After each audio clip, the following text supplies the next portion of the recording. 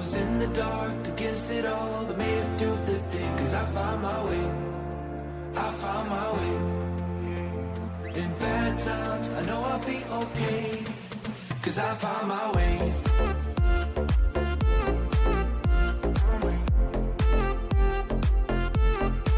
Cause I found my way.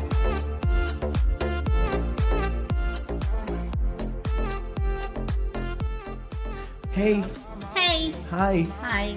Welcome back to the Trauma Twins. Trauma Twins. And happy Taurus season. Ew. Ooh.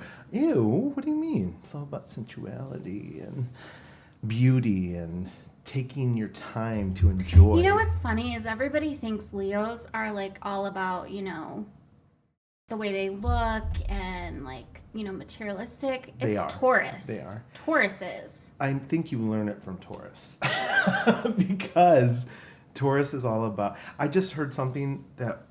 What was it? Taurus, out of all the archetypes in the zodiac, is the only receiver sign. The true receiver. And it's talking about how Taurians know, if you have a lot of Taurus in your like major three, you know that you're the honey. You let the bees come to you. You're the flower. You're the beauty. You're the... That checks it's for most interesting. Tauruses I've known. Yeah. But I think it's hard for Taurus because Taurus like to control. They like stability and structure, and it's interesting that out of all the archetypes, they're the ones. Know that. One of their big soul lessons is to learn to receive, just to let life. Look at us bring it. learning things already. I love it!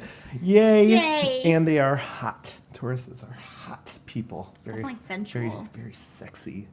Anyway, what are we talking about today? Today we're talking about self-talk.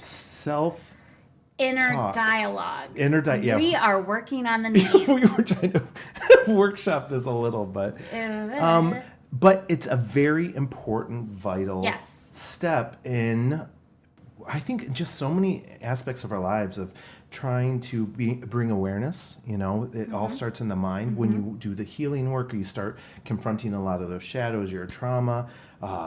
It's so important to analyze how you're speaking to yourself, what's going on in your inner world. To become aware of it, you have to really start to observe your thoughts and see if they are positive and they're life-affirming, or if they're constantly cutting yourself down. Interesting.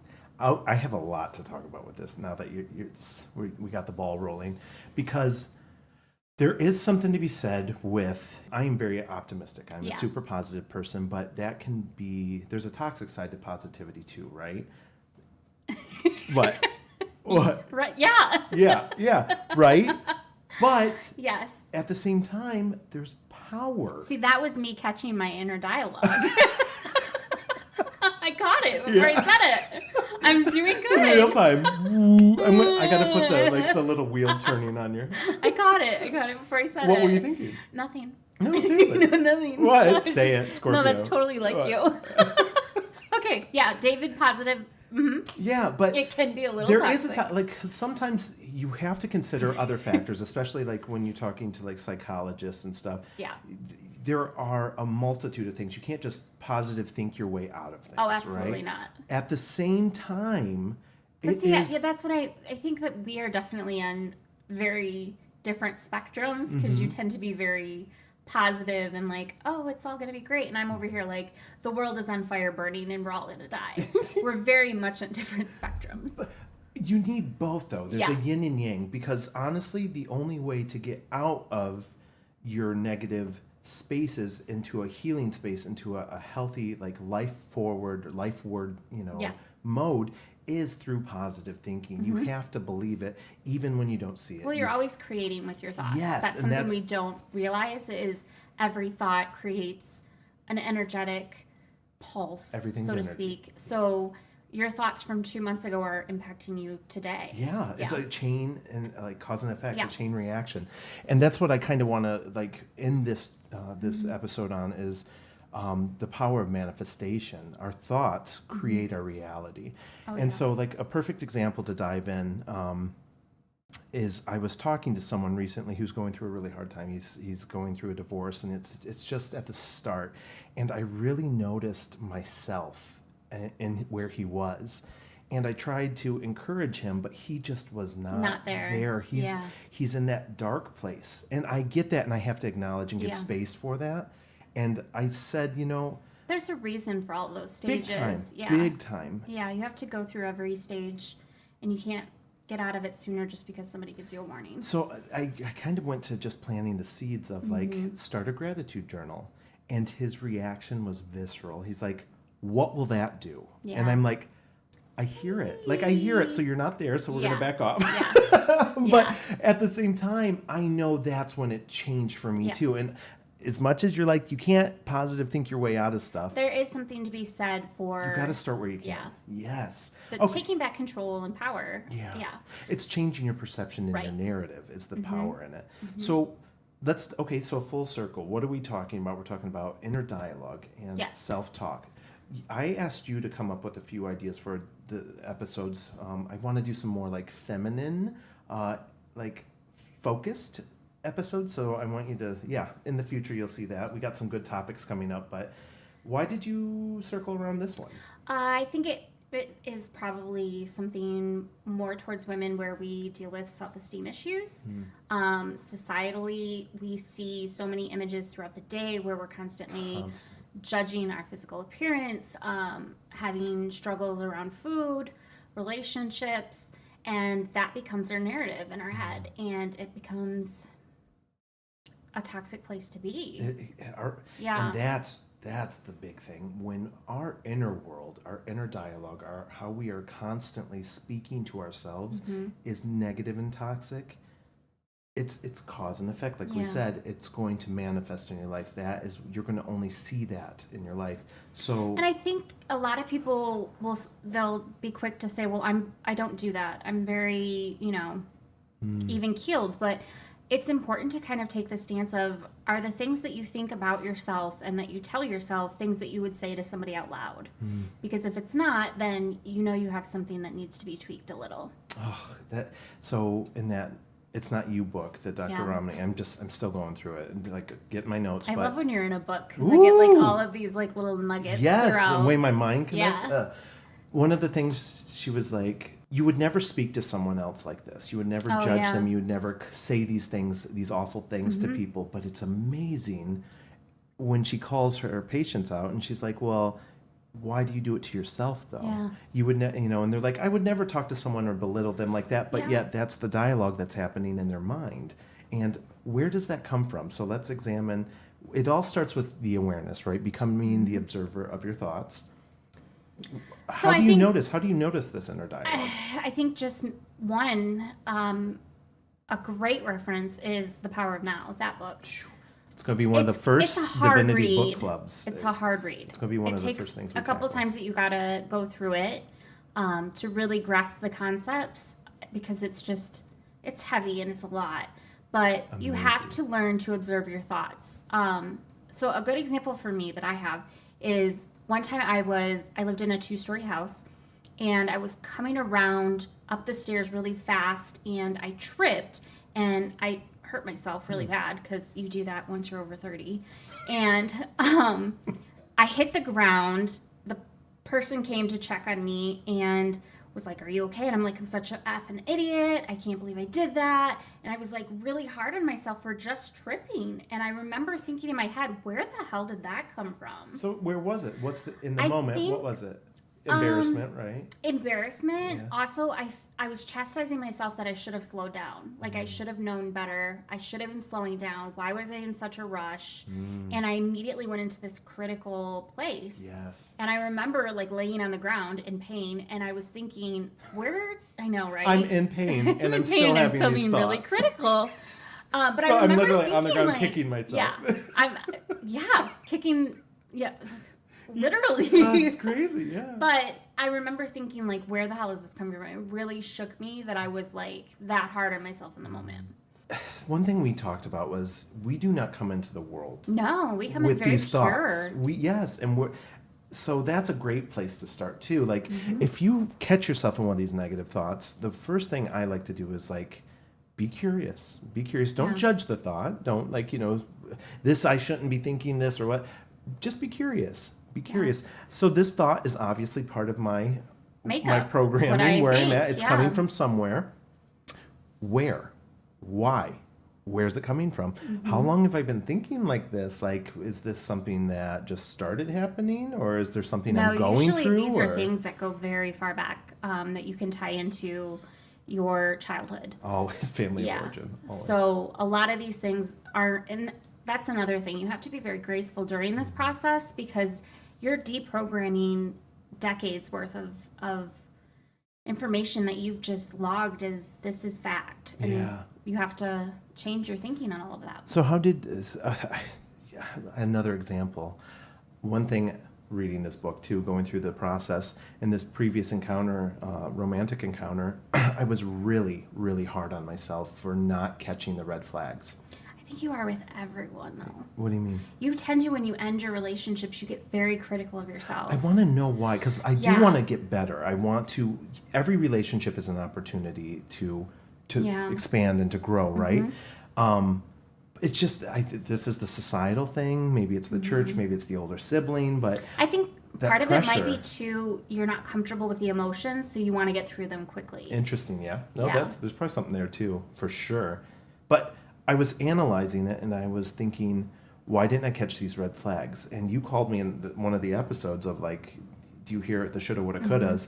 But there's, in this being curious piece, we don't come into the world like this, so where's it coming from? So you have to examine your family of origin, what factors or environments that you've come from that have contributed to these patterns of thinking, right? And so how do you start to change those is the next question I would say. Being curious, one, and then kind of flipping the script. So having people that can be accountable when you say things out loud, like I do with you, or you do with me.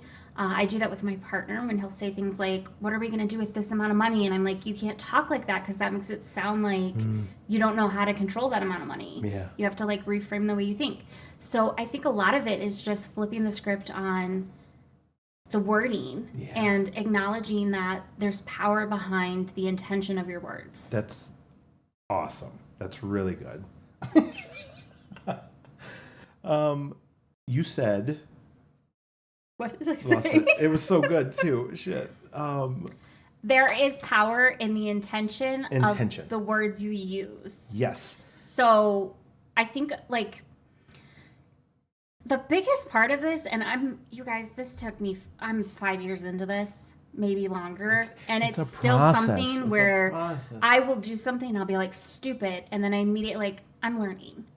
It's acknowledging the thought, stepping outside of it to observe it, and then immediately coming back with something to neutralize it. Yes. So if I make a mistake at work and I'm like, oh my God, I'm so stupid. Yeah. No, I'm not. I'm learning. I've never experienced this before. It's that immediate neutralization of it. That's awesome. That's a great tip. Saying things like, I can't believe you did that, or I can't believe I would fall for that. Why not? Yeah. Exactly. Why would I think any differently? I think people are out to be, a good people to me. So why would I assume the worst? I always assume positive. So it's kind of being able to step outside of it and really observe it and then immediately counter it. Yes, that's excellent. You have to do, this is where that work piece comes in. And this is the hard part of the positive thinking piece. Yes, positive thinking will change your life, but it's also work. And people don't. I think that's why so many people have an issue with gratitude lists. Is once you actually sit down with a piece of paper and you have to like write down what you're grateful for, it can kind of feel like work, because you're like, wait, what am I grateful for? And you feel like you're grasping at straws. But that shows you where you're at. Yeah, right? Once you get into the flow of it, you can go through pages and pages and pages. That's the miracle of the shift in perspective. Yes. So it is. It's a lot of work. It's a lot of work just to observe your thoughts in general, because it can be. It's energy. It's a lot of drain. It can be a real drain, because you have so many thoughts throughout the day, but once you learn to do it, it becomes easier. I think. And we do get very familiar, and this is what I noticed in that fella I was talking about, is we get very comfortable in our suffering. and, yeah. and the victimization. Absolutely. We get very comfortable in that can be a lot of people's identity. the sadness, the depression, Yeah. because exactly. We are not our suffering. We are not what happened to us, right? We are individuals experiencing things. But if we latch our identity onto or attach our identity to these experiences, then it can co-opt your mind, or what's the word? Commandeer, or not can, it will. Yeah. And that right there is me being intentional with the wording. It's not a can, a possibility. It will, 100%. And yeah. you give into it kind of too. And that's where the work piece is of coming out of counteracting. No, this isn't my reality. I love this Irish saying. It's like a meme all over, but talking about depression, and the phrase was, the Irish don't say I'm depressed, they say the depression's on me, or the sadness is on me. And I love that too, because it's really, like you said, a reframing of, I know I am not the sadness. The sadness is not part of me, but I love the That's death, beautiful. the grieving, it's on me now. Yeah. But that also implies that it's on its way out too. It's ephemeral and it's going to pass. Well, I always say, and this is something I got from our dad, is this too shall pass. Oh, powerful. That's something people with emotions are very familiar with. Things change quickly. And what you may feel great right now, but you're going to feel like crap in an hour. Yeah. You might feel really bad right now, and in an hour you might feel really anxious. Emotions are so fleeting, but They are. I love that. That's beautiful. They tell us where we're at, though, and that's the thing of... They're indicators. So this is a great way to segue. So the whole idea of this positivity thinking and the power of manifesting, if our thoughts create our reality, Abraham Hicks constantly talks about, I think I put it up before, the emotion chart, but she talks about how you can actively choose. I think that's the whole point of this. Choose to feel something different. And we don't think that way. We very much think we are at the mercy of our feelings. No, we're in control of the show. We are. And that's the thing. And it starts with our thoughts. Yeah. Even fake it till you make it. Perfect example. You don't feel confident, but if you fake it until you get there, you will be confident eventually. And the job will actually probably get boring at some point because you're so used to it. If you can put yourself in that feeling, the vibration of the it. vibration, and that's where we get into the manifesting thing of, so talk a little about that. Well, I think in general, our thoughts are creating our reality constantly on a daily basis. Think of people who have a lack of scarcity mindset. So if they have a scarcity mindset, they're going to constantly be attracting to them situations and positions where they don't have enough. Yeah. Because they're constantly thinking, I don't have it. So you're saying and you're signaling to the universe, I don't have it. And so the universe is very neutral, and they're going to be like... And we're talking the law of attraction here. Yeah. If you don't have it, you don't have it. There's a few things happening here. When you think negative things, one, you're closing yourself off to seeing, energetically closing yourself off to seeing the positive. You're signaling to the universe where you're at. Well, I mean, but first you are limiting your experience because you're in it, right? You're only focusing on the negative, the things that aren't working for you. That's where the gratitude journal comes in. So that's today's what you're homework. gonna get back. Today's homework, if you do anything after this, start a gratitude journal. You Yeah, do even one if it's daily. a couple things. Just start small, and you will see your perception change. The shift. But anyway, the second thing too is, like you're saying, the universal piece. So if you're only looking and focusing on the negative, law of attraction states what you focus on, you get more of. What you put your attention on expands in your life for positive or for negative. So there's the power in the universe is just going to give you more of what you're already focusing on. And that comes in our relationships and our opportunities, our finances, but also just the big one, health. Yeah. You know those people who are constantly sick, they're obsessed with how much and again, caveat, there's very real diseases. I don't want to just 100%. positive think your way out of, illness. And but I've already in the back of my head can see people well, I'm thinking I need $1 million. This isn't how manifestation works. Manifestation works because you're sending out a signal to the universe that you already see yourself in this reality. Yeah. So you've already created that reality It around exists yourself. out there. Yes. Yeah. You're just pulling it to yourself. And aligning, becoming the person who can. Yeah. So when you're so focused on sickness, for example, that it almost becomes like your identity, you're attracting more of that in. You're breaking down your energetic barrier. You're creating space for you to be sick and continue to, I guess. I can't tell you how many times I have said, I think I'm getting sick. And then 100% of the time I get sick. And because it sounds you're silly. creating your reality. I think. Yeah. But there are times like I've had some serious things, like I've had a pain and I'm also like, what book is that I'm we healing. read? I'm healing. Where and it was like it goes literally away. talked Like, to the pain or the sickness. It was one of the books we recently read. we're I talking don't remember. voodoo here. This is like But no, where manifestation, you literally don't acknowledge it. Like I don't acknowledge that. you don't it's in take my it body. on. You don't honor that, or what's the word? You don't make space for it. Yeah, you don't. Again, it's not part of who you are. And we can get into some crazy stuff here. So let's go back to self-talk, though, in the sense of how do we switch gears if we know we're in a negative space, right? If I'm just starting out, I'm just coming out of something awful. This is hard for me because I've been doing this for 5 years. So I make it sound like it's easy. It does get easier. It's not easy. It isn't. In the beginning, it's going to feel very foreign. It's gonna hard irk you. Yeah. You're not even gonna catch all of it. It feels stupid. Like I'm just going to talk to my, like, that's exactly what he said. He's like, what is the point of that? Like, saying positive things isn't going to change it. That right there tells you that there isn't a point for you because you've already acknowledged that there isn't a point. And that's that's the empower and intention of your words. Yeah. If you say there is no point, then there is no point. And that's what I said to him. I'm like, well, then just be curious of why is there so much resistance right now in you to fight I'm just asking you, write down 5 things you're thankful for in your life. That's it. Where's all this resistance coming from? Because why? If you're not in that place, it's hard to line up on that energetic field. But then it tells us so much about where we're actually at and the reason why we need to do it. The thing that causes us the injury, the wound that causes the pain, that's where we need to be seeking the medicine. Yes.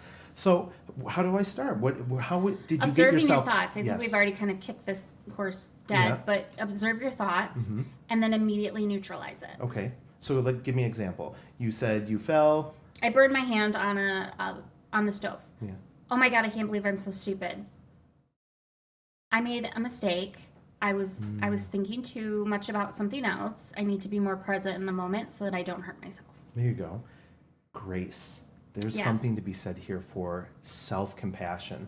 This has probably been the most difficult part of... I catch myself.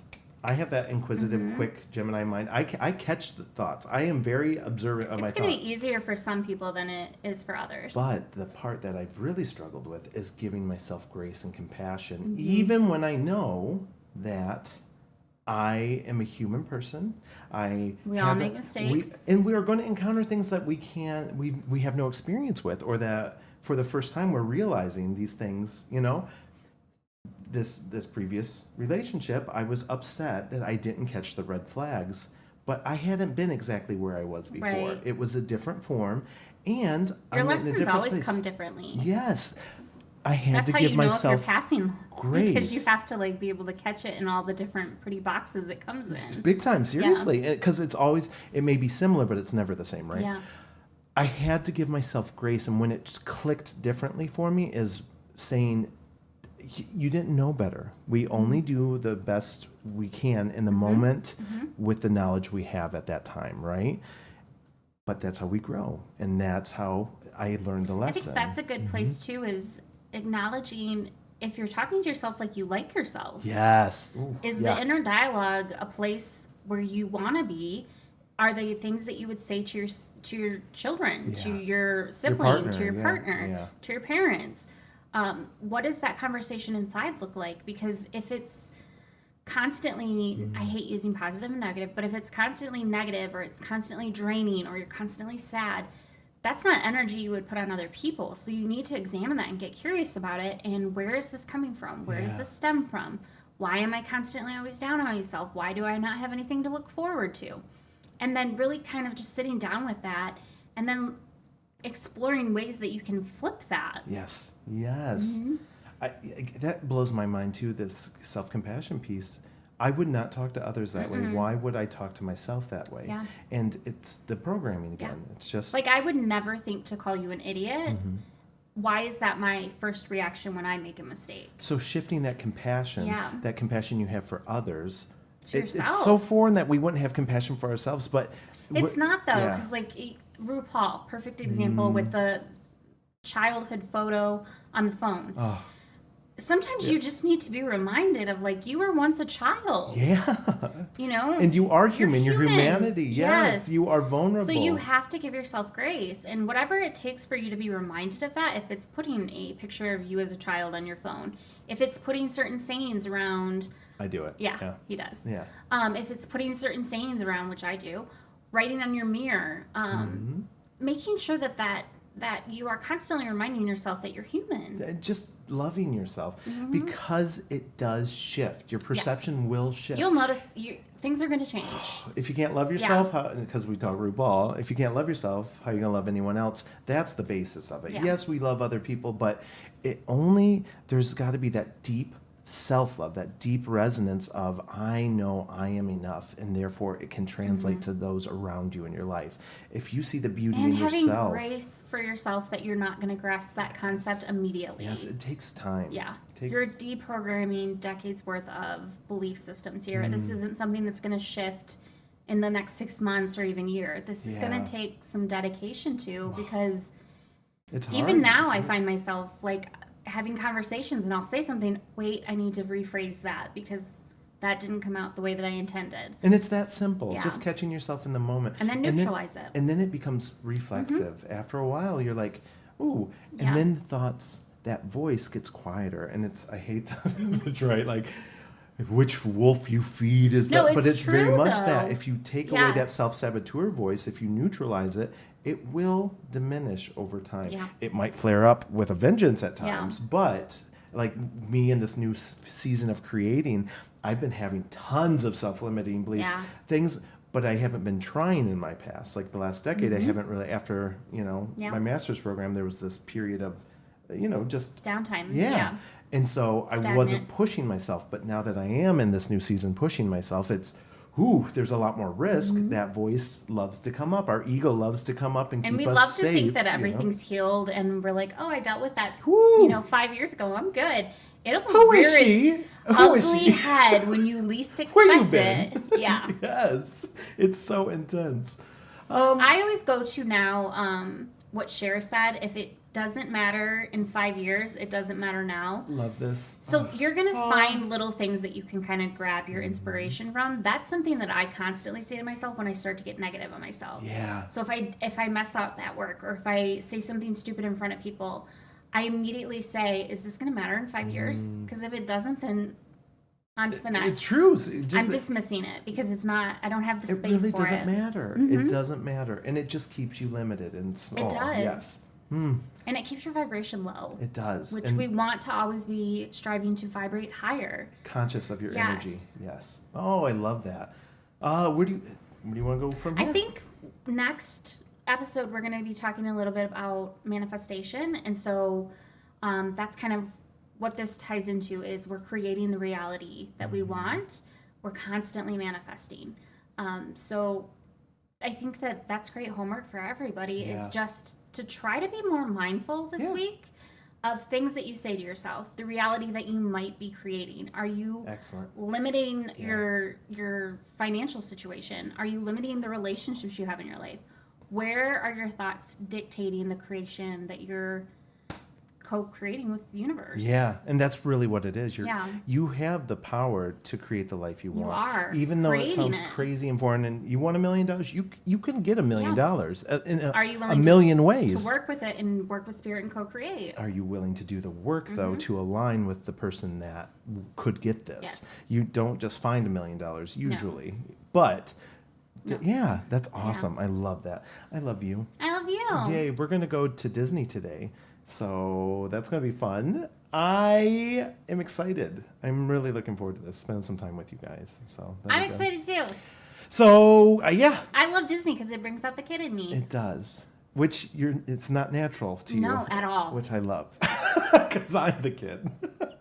Make sure you find us in the Garden of Divinity. Yep. We're also on Spotify. Yes, you can download these podcasts now, the Trauma Twins podcast on Spotify or any of the major music outlets like Apple Music. And yeah, check it out. We'd love to be with you in the car or on your walk. Ooh. On your walk, your slow walk at night. Yes. Ooh, that's weird. I mean, is it though? It's a genre. Siblings and twins. I'm telling you. Ew. We went there. It's more of a gay thing. I think. We went there. No, it's really not. There's really a Russian group, I think. Okay. Yeah. And moving on. Well, we'll see you next week. Bye guys. Bye, everyone.